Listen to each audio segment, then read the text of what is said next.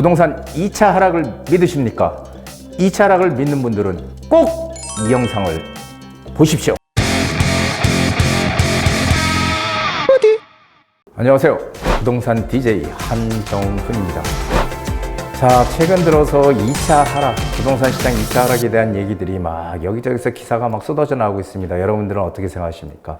과연 2차 하락이 다시 또 올 것 같습니까?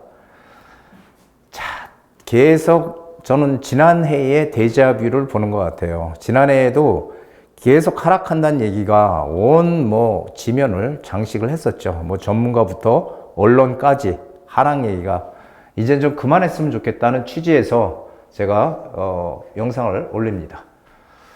자, 세미나 12월 6일 날 수요일 오후 2시입니다. 자, 이번엔 좀 특이하게요. 부동산 투자를 뭔가 생각을 했거나 해보려고 했는데 기회가 안 돼서 또 결심을 못해서 투자를 못했던 분들, 초보자를 위한 재개발 투자 비법을 대공개합니다. 많이 참여들 해주시기 바라고요. 세미나 참석하시는 분들 한해서 1대1 개별 상담을 무료로 진행을 해드립니다. 자, 또다시 등장한 하락론. 강남 아파트도 뚝뚝, 부동산 하락론 쑥, 집값 2차 조정기 오나, 강남구도 7개월 만에 하락 전환. 여기저기서 강남 아파트 뚝뚝이라는 소리를 들으면은 지금 어마어마하게 많이 떨어지는 것 같아요. 그렇죠? 그래서 여기 얘기는 이런 겁니다. 고금리가 계속 지속이 된다. 고금리가 계속 지속이 된다. 그리고 대출 규제.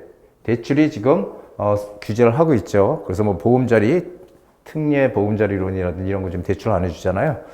경기 침체로 주택시장 2차 하락이 현실화된다. 그래서 얼마 전까지 상승을 전망했던 그런 언론들도 지금 하락으로 재빠르게 태세 전환을 지금 하고 있는 상황입니다. 과연 맞을까요? 이런 얘기가. 자, 고금리가 지속되는 거는 지금 어제 오늘의 일이 아니죠. 고금리 계속 올랐잖아요. 지난해에. 그렇죠. 그래서 이제는 한국은행에서 기준금리를 계속 지금 3.5%에서 동결하고 있는 상황이고요. 기준금리. 고금리 지속. 이것은 조금 현실상 떨어지고요. 지금 대출 규제, 이거는 사실은 요게 지금 조금 문제가 되는 것 같고, 경기 침체는 이거는 지난해에도 그렇고 계속 지금 경기가 좋지 않은 상황으로 가고 있기 때문에 새삼스러운 얘기는 아닙니다. 그런데 이런 것들 때문에 주택시장이 2차 하락한다. 이런 얘기들을 지금 하고 있는 거죠. 자, 지난해 대다수 전문가들 집값 전망 한번 생각들을 해보세요. 1년 전으로 되돌려서 한번 생각을 해보자고요. 자, 대부분 이런 기사였어요. 부동산 전망, 주택가격 하락은 대세. 주택가격 하락이 대세라고 전문가들이 다 나와서 얘기를 했고요. IMF도 한국 부동산 진단 버블, 내년 집값 더 떨어진다. 그러니까 올해 집값이 더 떨어질 것이다 라고 전망들을 한 거죠. 자, 2023년 부동산 대전망, 집값 5% 이상 급락. 이렇게. 그리고 전세값 더 떨어지고 입주 물량 더 쏟아진다. 하락은 이제 시작이다. 하락이 이제 시작이다. 2023년 1월 31일 날 네이버 뉴스입니다. 자, 하락이 이제 시작인가요? 자, 이것들 맞았습니까? 대부분 이 폭락한다는 기사가 주류를 이뤘어요. 하지만 여러분들 지금 한번 생각해 보세요. 지금 서울의 경우에 지난해 하락했던 그런 집값들이 지금 85에서 평균 90% 수준까지 올라와 있는 거 사실 아닙니까? 맞죠? 네, 제가 뭐라고 했어요? 이거 다 틀렸어요. 다 이런 전망들이 하나도 안 맞았다는 얘기예요, 지금. 올 1월부터 거래량이 늘어나기 시작했죠. 자, 한번 보세요. 아파트 매매 거래량이 12월까지는 1000가구를 못 넘었어요. 835.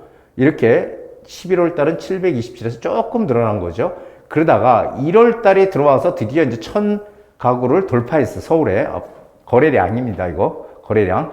그러면서 지금 계속 쭉쭉쭉쭉 올라왔죠. 9월 달까지 계속 올라왔습니다. 그런데 지금 10월, 11월 달에, 10월하고 11월 달에 소강 상태를 맞아서 한 약 2,500건 정도, 11월 달도 2,500건 가까이 될 것 같아요. 그래서 지금 거래량이 3,000건을 못 넘어가니까 뭔가 지금 부동산 가격이 떨어진다 이런 얘기들을 지금 많이 하고 있는 것 같아요. 하지만 여러분 지난해에 기억들을 꼭 되살리시기 바랍니다. 지난해에 많은 전문가라고 하는 사람들이 말하는 거 다 맞았습니까? 안 맞았어요. 제가 말했잖아요. 1월부터 거래량이 슬슬 늘어난다. 거래량이 늘어나는 이 추세가 중요하다는 얘기를 제가 많이 드렸죠. 어떤 전문가는 전문가라고 하는 분은 그런 얘기 했죠. 거래량이 서울의 평균적인 월별 거래량이 최소한 4, 5천 건 이상은 돼야 되지 않느냐. 지금 무슨 이게 상승의 기존이야. 이런 얘기를 했지만 제가 뭔 얘기 드렸어요?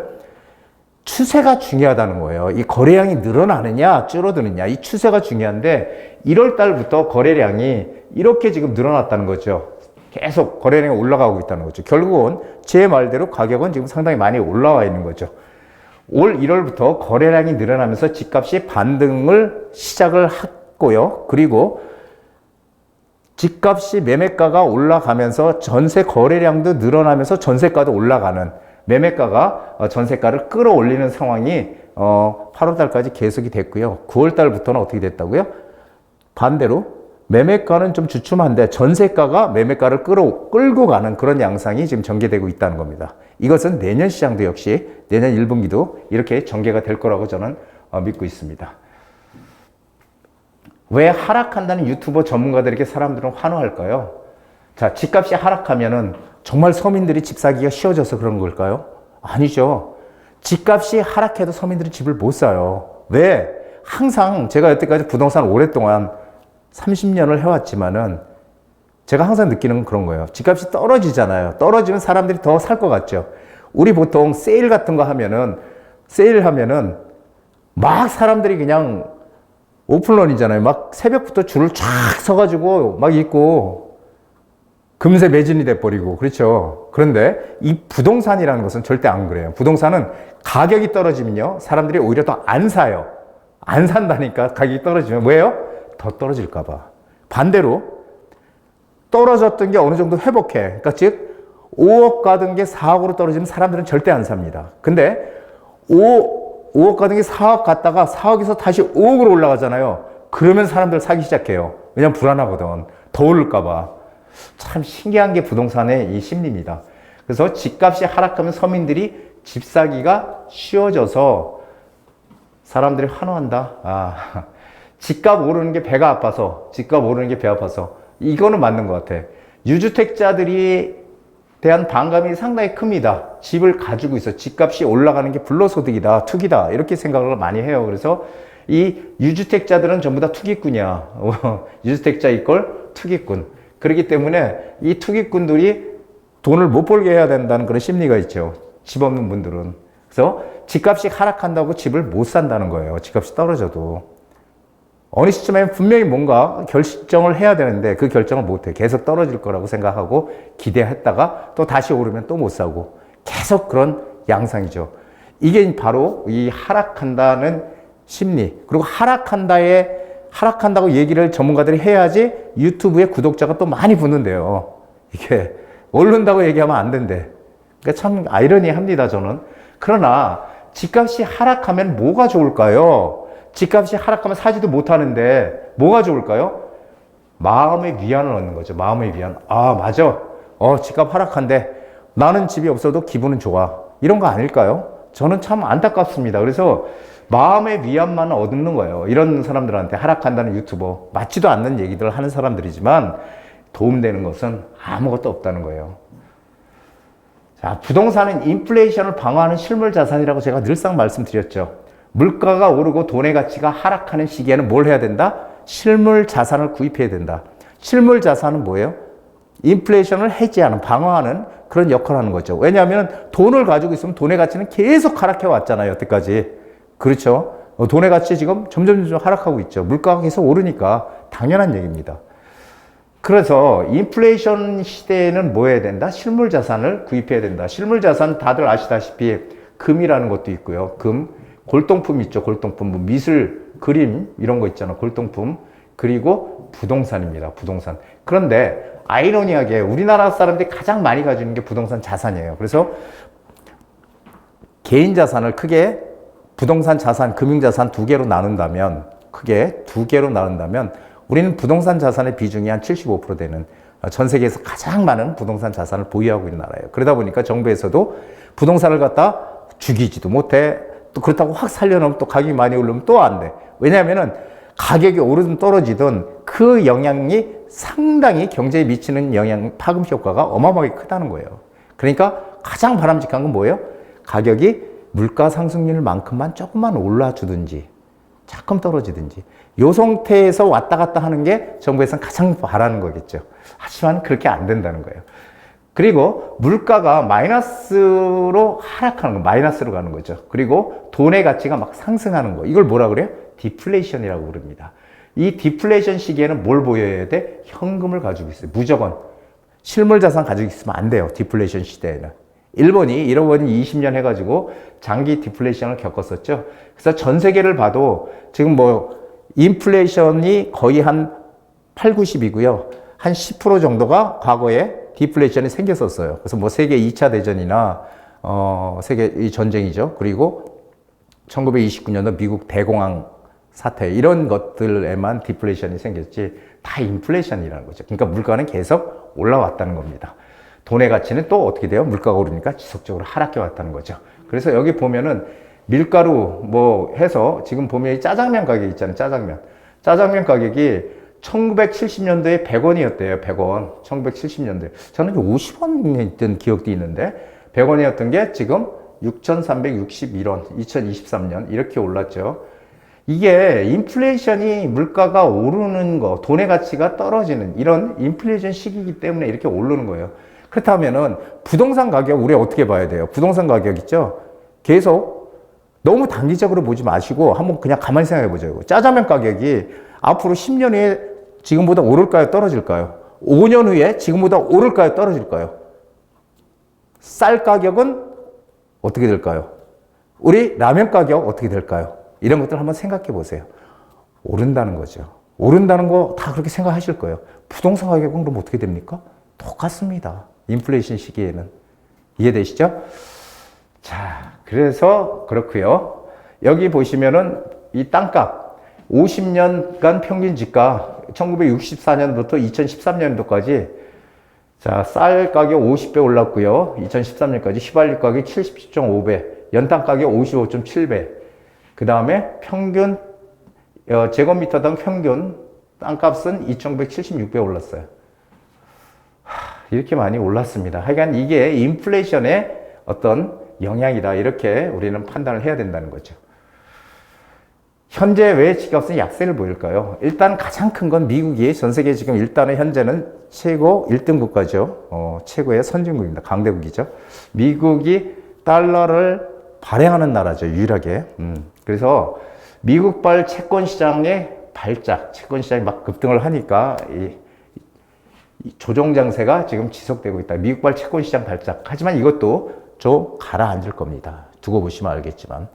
자, 대기 매수자들의 관망세 지속, 대기 매수자들. 왜냐하면 지금 가격이 1년도 안 된 요 사이에 지금 가격이 상당히 많이 올라 있거든요. 왜냐하면 푹 빠졌던 게 거의 한 85%, 90%까지, 강남은 90% 이상 올라 있지만, 이렇게 올라 있으니까 너무 단기간에 올라서 지금 어떻게 해요? 매도인과 매수인 간의 힘겨루기가 시작이 되고 있다. 지금 이런 얘기고요.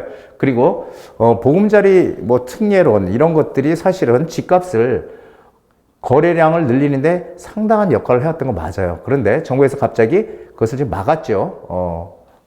무주택자만 해라. 그리고 사실 이제 특례보금자리론 이거 안 하겠다. 거의 이제 안 하는 상황이잖아요. 일반은. 그러다 보니까 이 대출 규제로 인한 이 심리 위축 이런 것들이 지금 이 집값이 약세를 보이는 거지. 이게 2차 하락, 뭐 지난해 대세 하락이라 그랬다. 이제 또 2차 하락이라고 그러고. 그러니까 말들은 갖다 잘 붙이는 것 같아요. 하지만 다 틀린 거예요. 제 말이 맞습니다. 제가 지난해 올해 1월 달부터 계속 얘기했던 거 다 맞았잖아요. 단기간에 지금 가격 상승으로 인한 이것도 역시 일시적인 지금 조정 국면이다. 내년 시장은 이리 보고 저리 봐도 떨어지는 시장이 절대 아니다라는 거죠. 부동산 시장에서 가장 치명적인, 가장 위험한 건 뭐냐면은 불확실성이에요. 제가 눈에 얘기했지만 이 시장의 방향이 어느 쪽으로 갈지 예측 불허인 상황, 이거야말로 정말 멘붕이야. 이거 어떻게 해야 될지 방향을 잡을 수가 없어요. 그게 지난해 금리잖아요. 미국발 금리 인상. 도대체 언제까지 올릴지, 얼마의 스탠스로 계속 올려갈지 예측 불허였잖아요. 하지만 지금 어때요? 이미 이제 방향성은 정해져 있잖아요. 어떻게? 내리는 걸로. 그렇죠. 내리는 걸로. 지금 뭐 언론에서는 오히려 좀 더 빨리 땡겨질 가능성이 크다. 미국발 금리 인하가. 그러면 내년 한 5월 달 내로 금리 인하가 시작될 거다. 이렇게 지금 전망들을 하고 있는데, 자, 지난해 미국발 금리 인상에 대한 불확실성이 이제 해소됐고요. 금리 인상에서 금리 인하로 이제 방향성은 분명히 정해져 있다는 거 기억들 하십시오. 시장을 정확하게 읽자. 이게 제가 읽는 시장은 뭐예요? 첫 번째, 긍정 마인드입니다. 긍정 마인드. 자, 어떤 분들은요, 10가지 중에서 9가지가 긍정적이고 한 가지가 좀 부정적인데, 찾다 이 한 가지 부정적인 것 때문에 투자를 못하는 분들이 많아요. 반대로요, 정말 시장이 되게 부정적인 시장이야. 9가지, 8가지가 부정적인데 한두 가지가 긍정적인 요소가 있어. 그 긍정적인 요소를 보고 투자하는 분도 있어요. 재밌죠? 그래서 이 긍정 마인드를 가져야 돼요. 이 긍정 마인드를 가져야 꼭 재테크를 떠나서라도 내 일상이 편함집니다. 편해져요. 네, 긍정 마인드를 가져야. 부정적인 생각 하지 마십시오. 부정적인 마인드는 정말 내가 살아가는데 하나 도움이 안 돼요. 자, 그래서 일희일비하지 마라. 조금의 무슨 어떤 가격이 조금 뭐 이렇게 되고 좀 한다고 해서 아이고 이거 하락이네, 폭락이네, 이런 생각하지 마세요. 우리는 시장을 조금 길게 보고 가야 된다. 항상 이런 얘기를 전 드립니다. 양극화 갈수록 커집니다. 양극화 제가 말하지만 오르는 지역과 오르지 않는 지역으로 차별화되는데 우리는 어디로 가야 돼요? 오르는 지역으로 가야 된다. 이거 뭐 당연한 거죠. 오르는 지역으로 가야 됩니다. 여기서 잘못 실수해서 오르지 않는 지역으로 가면 안 된다는 거예요. 공급이 가장 좋은 곳은 집값이 오를 수밖에 없죠. 왜? 수요와 공급은 가격을 결정해 주니까요. 항상 부동산에서 이 대외적인 변수 빼고 가장 중요한 것 중에 하나가 수요 공급이잖아요. 그렇죠? 수요가 많은 곳에 공급을 해줘야 되는 거죠. 수요가 적은 곳에 공급을 해주면은 미분양이 생기는 거죠. 자, 미분양 지금 많이 생기는데 어디예요? 공급이 많고 수요가 작은 데입니다. 여러분. 가격이 싸다고 그런 곳에 매매가 대비 전세가 비율이 높아서 투자금이 작게 들어간다고 이제 가면 안 됩니다. 절대 안 됩니다. 이제 더 이상 움직이시면 안 돼요.